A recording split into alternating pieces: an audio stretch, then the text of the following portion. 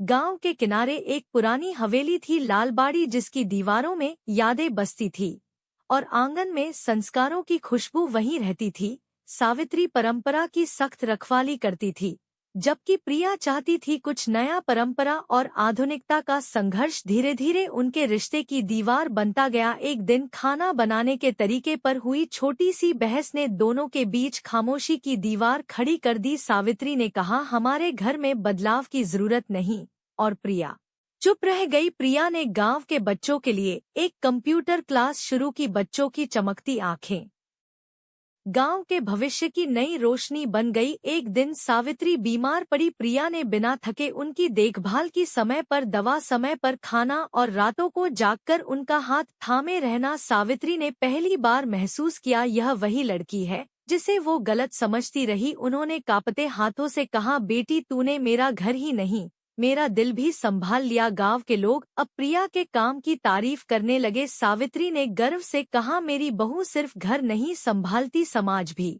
बदल रही है। जब मेले में चोरी का आरोप लगा, लोग प्रिया को शक की नजरों से देखने लगे, लेकिन सावित्री ने सबके सामने कहा, मेरी बहू निर्दोष है। सच्चाई ने जल्द ही सबको चुप करा दिया। प्रिया ने सावित्री की सालगिरह पर एक वीडियो बनाया, जिसमें उनका जीवन, संघर्ष और प्यार दिखाया गया। सावित्री की आंखों से आंसू छलक पड़े। पहली बार खुशी के अब लालबाड़ी में हर शाम चाय के साथ मुस्काने बिखरती। दो पीढ़ियों ने समझ लिया, घर केवल दीवारों से नहीं, रिश्तों से बनता है।